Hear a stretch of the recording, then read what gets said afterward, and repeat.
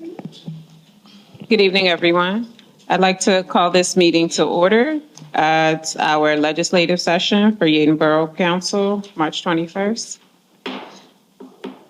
I'd like to start with the Pledge of Allegiance.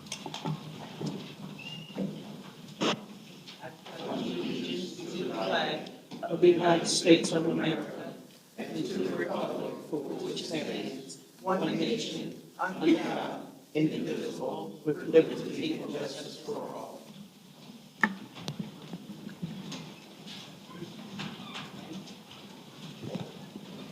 All right, can we proceed with roll call, beginning with our esteemed mayor? Mayor Hendricks. Present. President Monroe. Present. Vice President Rosebaugh. Councilor Beatty. Councilor Trueheart. Present. Councilor Trent. Present. Councilor Peets. Present. Councilor Johnson. Present. Solicitor Kilkenny. Here. Zoning Engineering. Here. Madam Tax Collector Hughes. Present. Finance Director is present. Madam President, you have a quorum.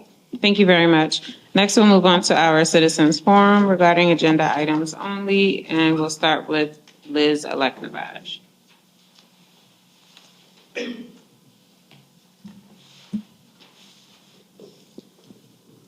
Last week, the response to my ADA curb cut ramp concerns from the engineer's representative was woefully inadequate.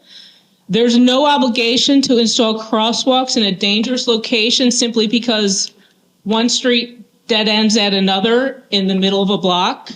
Specifically, we're talking about Angora Avenue at West Cobbs Creek. I fully understand why the corner at Angora needed to be fixed. The reckless drivers destroyed the seating of the iron stormwater inlet by racing up West Cobbs Creek and hanging a right onto Angora, driving over the sidewalk over and over. Fixing that, however, did not mean that 46 feet of parking had to be removed from a high-density residential block across the street. There's no requirement to install a crosswalk in a hazardous location at an unregulated intersection, if you can even call that an intersection. The excuse that the engineer firm inherited this project is unacceptable. The engineer firm should have done their due diligence because now it's their name on the line. With 46 feet of parking removed from this residential block, the property value of those homes on the 700 block of West Cobbs Creek has plummeted. And it's all centered on the home of a long-term elderly resident, a 70-something-year-old man who's lived here for 67 years, and he can no longer park in front of his own home. There was no notice. There was no conversation. This is unacceptable, and this curb cut ramp and crosswalk concept should simply be removed. Cost aside, it's hazardous. Children should not be encouraged to cross the street there. Disabled individuals should not be encouraged to cross the street there. A crosswalk should not exist there. It isn't safe. Angora is a mere 150 feet away from Whitby Avenue. It's just a half a block. Why are we installing curb cut ramps a mere half a block away? Just because the engineer firm couldn't manage to figure out how to do it down at Gunther? So just don't do it. Don't do a bad job. Meanwhile, there's no excuse for not providing a curb cut crosswalk to cross Longacre, north to south at West Cobbs Creek. All four corners were jackhammered and re-poured, but the crosswalks, the curb cut ramps, only go east to west. It's a regulated intersection with a stop sign. People need to get across Longacre. There's no excuse for not providing a curb cut ramp at that location. Doctors have the motto, first do no harm. Engineers should have the motto, don't make things worse.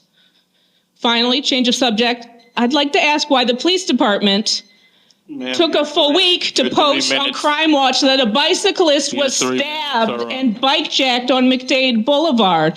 Why didn't Chief Gianmarco mention that at last week's meeting? As someone who routinely rides a bike around Yeadon, getting in my 5 miles here and there, I'm kind of interested if people are getting stabbed riding their bike and having their bike stolen. You get 3 minutes, sir. Why are we paying for Crime Watch when it isn't being used to our benefit? It's time.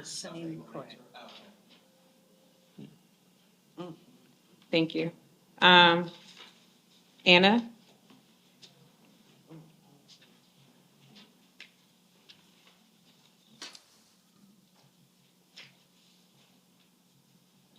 I too wanted to address engineering with regards to the curb cuts. I'm thinking that maybe last week when it was discussed previously by Liz, that not everybody understood what was going on. I'm hoping that people have had an opportunity to actually take a look with regards to that particular area. I am very concerned with regards to what we're doing with regards to curb cuts. I'm thinking that this might become a precedent, and I don't want that to happen. When we're taking a look with regards to curb cuts, we really do need to do a cost-benefit analysis with regards to why are we putting it there. In this particular case, as Liz previously said, we are taking out 46 feet of parking on that street. And the 46 is because the path itself is 6 and then 20 on each side of it. With Yeadon, like many other boroughs, the number of people living on a particular street is increasing. As the people get older, they get vehicles. You have more vehicles on the block. Right now, we're having issues with regards to parking. So if we're going to put a curb cut in, we really do need to make sure that it's really needed in that spot. And I don't think that in this particular spot, it's really needed. As Liz said so eloquently, there's another 1.5 block down. And it's also dangerous where we're putting it. I also do think that we do, if it is a project that has been inherited, we shouldn't just go ahead and steamroll with it. You need to take a look with regards to, do we actually agree with what had been proposed before? I am also concerned that there was no discussion with regards to this. If they are putting this in front of somebody's house, that is seriously going to decrease the value of that home. That's concerning. It's also concerning to the fact that the person that this is being done to is elderly. He's lived here for 67 years, my understanding is, and he wasn't made aware of this until it actually happened. That's not right. So I think that we really do need to take another look with regards to curb cuts, or at least that's what my request is. Thank you very much for taking the time. I do appreciate it. Thank you. Claire Johnson?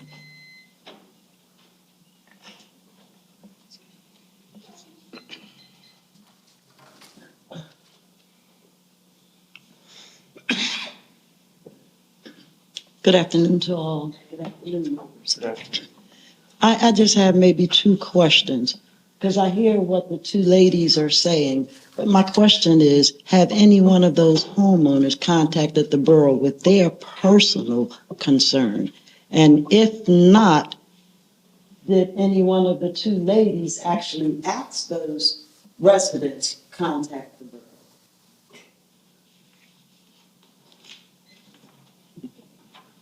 Thank you. We will now move on to our minutes. Up for consideration are the February 8th, 2024 caucus meeting minutes.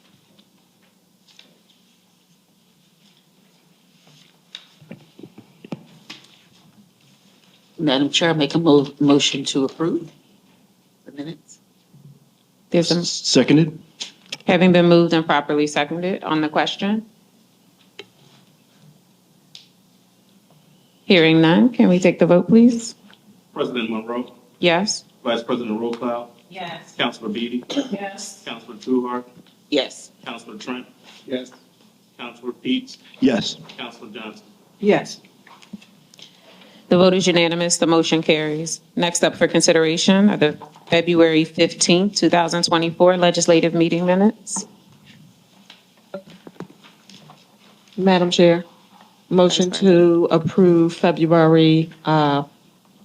15th, 2024 legislative minute. Second.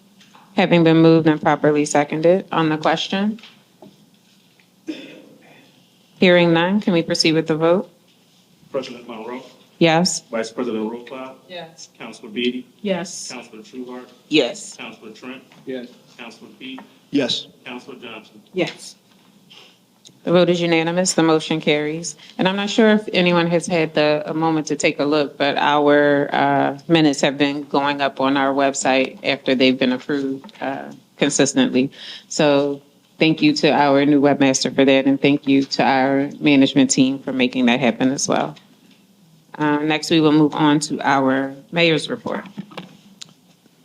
Thank you, Madam President. My report stands as submitted last week at the caucus meeting, March 14th. Don't have anything else to add except that I did attend the Delaware County Council meeting last night and regarding Flag Day, and I'll allow or ask Nicole Beatty to report on that. We both went together as part of her report, and there ends my report. Thank you very much. Next up is the president's report. At our caucus meeting, I yielded my time for a right to know request presentation that was required as a part of a settlement. It's something that we're being transparent. We are providing information when it's asked. Citizen felt that we needed a reminder of that. So what would have been in my report last week was really just a huge thank you to my fellow counselors. This is often a thankless job. We give our time, we give our resources, and we're committed to this position. It's not easy. We take a lot of flack. We have $55 a week to make sure that our town stays in the black. And we're doing one heck of a job at it. And I just wanted to say thank you. Thank you to our mayor. Just thank you to everyone involved.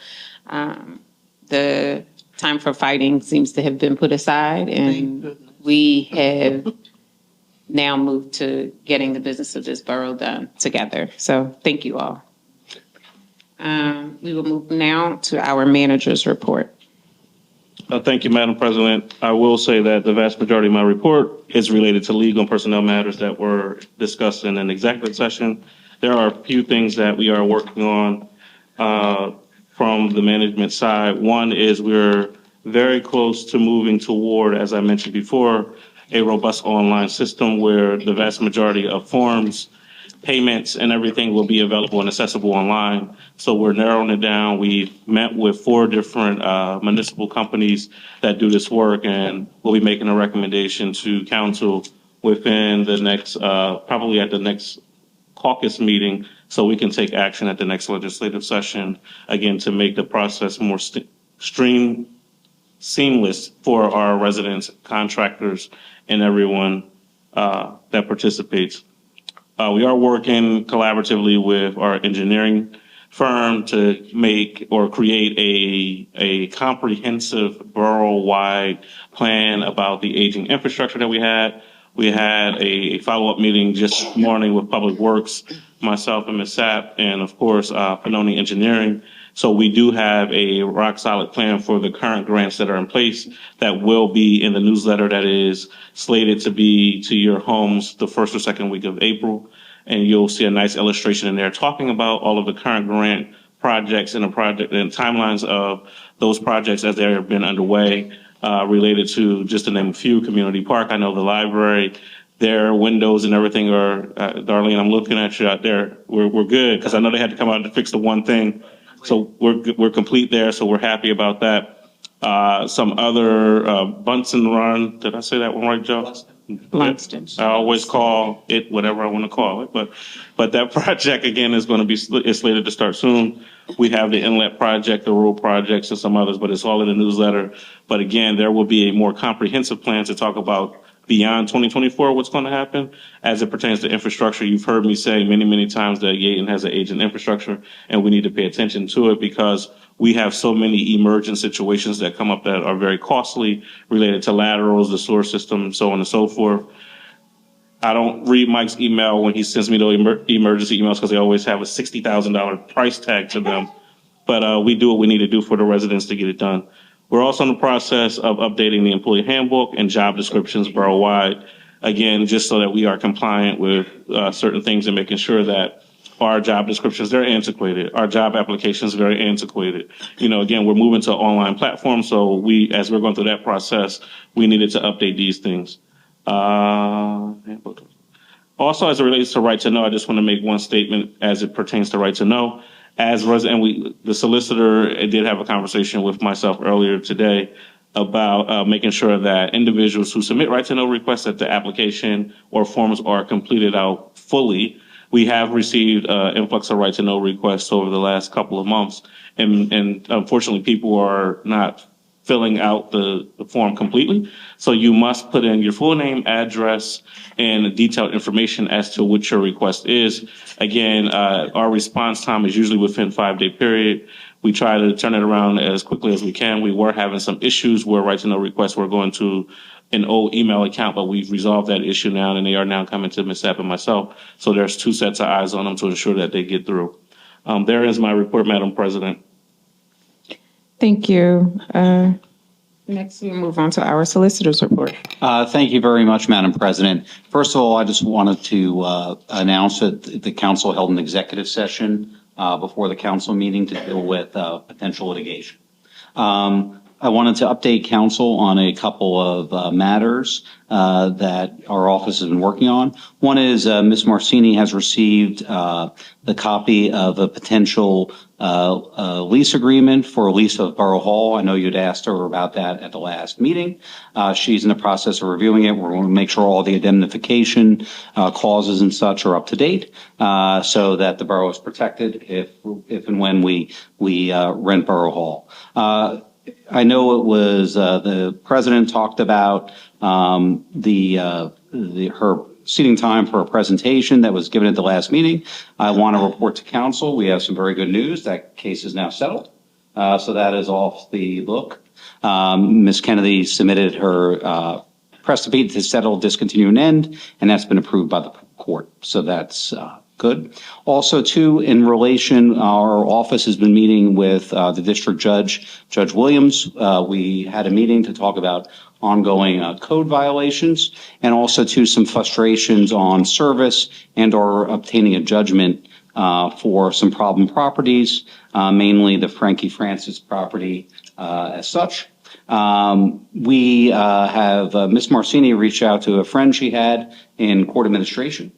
I'm going to facilitate a meeting with Judge Williams, myself, Mr. Nichols, and the representative, Mr. Musi from court administration, because he feels that there is an answer that's been done in other jurisdictions. And just want to bring that to Judge Williams' attention, and maybe that's something we can work on going forward. I've been working with the chief on a booting ordinance.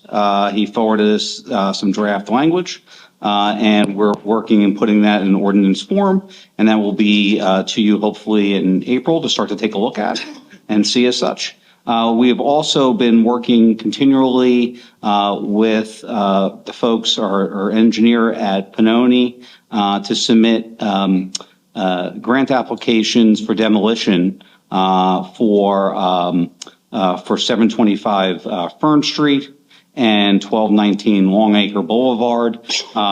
Ms. Marcini reached out to Ms. Tadero from Pannoni's office, and she will said that she'll have them filed by the beginning of next week. I also had an opportunity to run into Councilwoman Monica Taylor and Councilwoman Christine Ruther from County Council, and I told them that it would be great if those applications get approved. Yeadon really needs it, and they nodded very favorably. So hopefully that continues to go forward. So obviously our office has been working very, very hard with your staff. There were some other matters that were discussed in executive sessions. Is not appropriate for here, but that's the solicitor's report for this evening, subject to any of council's questions. Thank you. We don't need to yield time for this time? For the questions related to the right to know presentation, I do not think so, because I think the case has been settled and just put on there before. All right. So Thank you very much. We will move on to our tax collector's report. Good evening. My report from last week, which I thank Ms. Sapp for reading into the record, is as stands, except for I want to add that it does not include taxes collected directly at Republic Bank.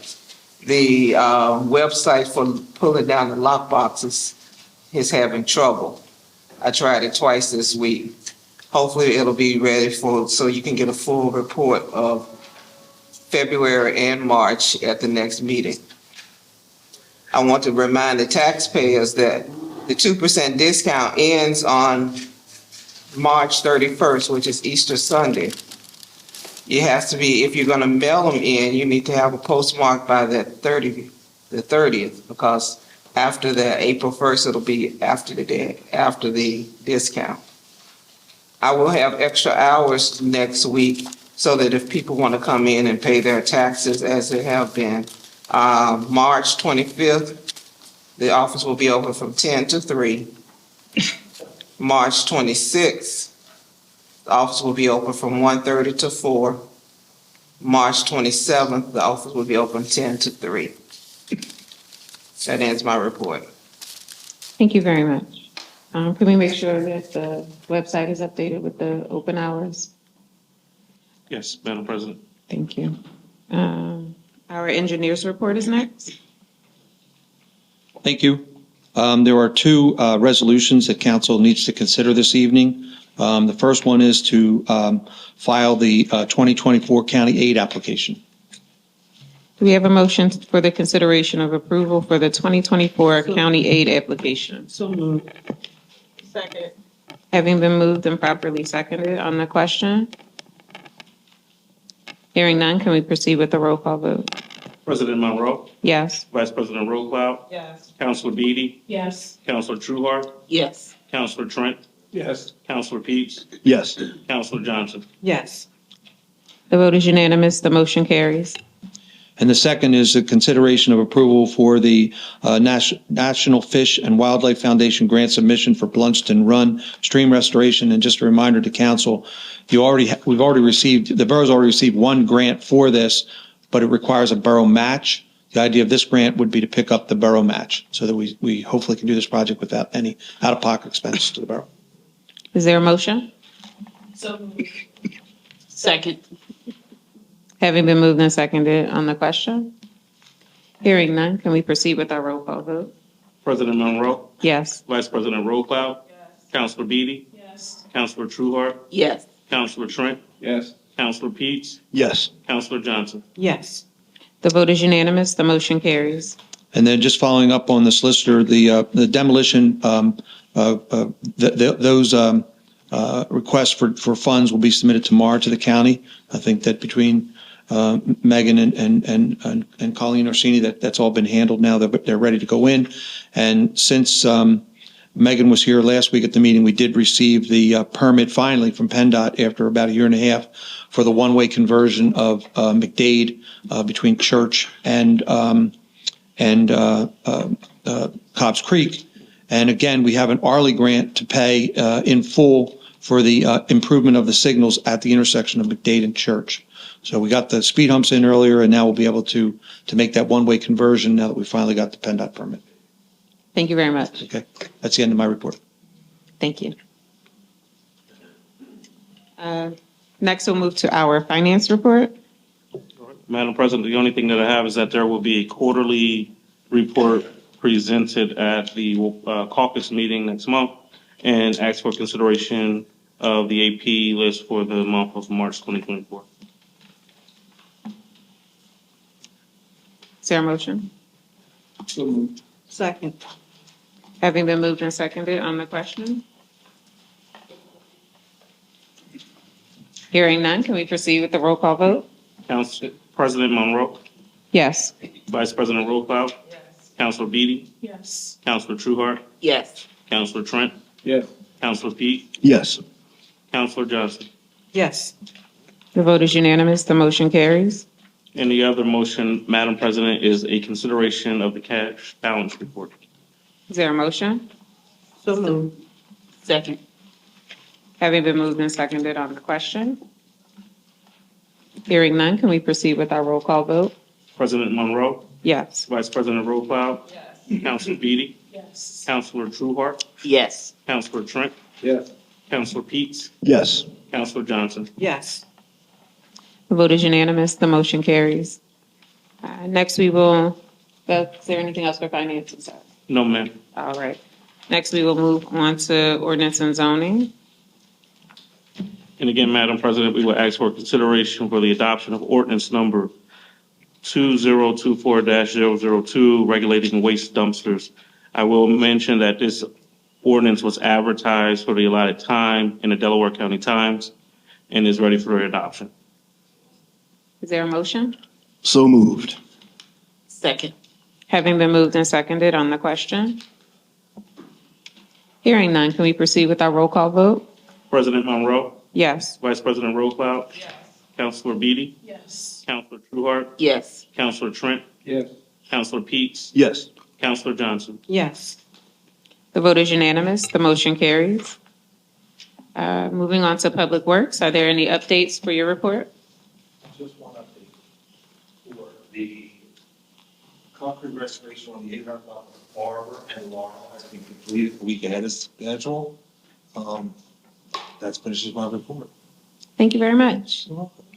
May I ask you, Sure. the lights on Church Lane, Which ones? only on the left-hand side going down, Mhm. only one tree is lit. The tree lights, okay. That's an ongoing issue. We actually have to reset good Lord, GFIs constantly on Okay. it. People are pulling them out, people are messing with Okay. lights. We're working on them. All right, thank you. All right, Counselor Johnson, I understand we may not have been here for a while, but we are operating under Robert's rules, so you would need Okay, to. thank you. Thank you. Counselor Beatty. Can you give the public the update that you gave us about the cats? The cat. So the cat problem over by Parkview Court Apartments was, I want to say rectified. We removed the cat shelters, and the woman who was in charge of the cats is actually taking care of the cats. So we have no more issues on our borough property with the cats. All right, Thank you. thank you very much. Are there any updates to our public safety? Anything else? Oh, good. All right, you're supposed to say there ends my report. That's my report. All right, do we have any updates for our public safety reports? No, Madam President, report is scanned. Thank you very much. Is there a representative from the fire department? All right, no emergency management. Do we have any updates for recreation? Yes, Mr. Hunter is not here this evening. He's at Penn State, I believe, with Penwood's track team. So I'm going to say that, from what I understand, there's no update to his report. However, I have an update. I did meet with the superintendent, Dr. Beekos, and several members of his team, in addition to the mayor and some people from the Recreation Committee regarding Flag Day and the usage of Kerr Field. So he has since given us permission to use Flag Day for Kerr Field, just the parking lot and what we were requesting. So that's good news. So we are in the process of working out the logistics for that.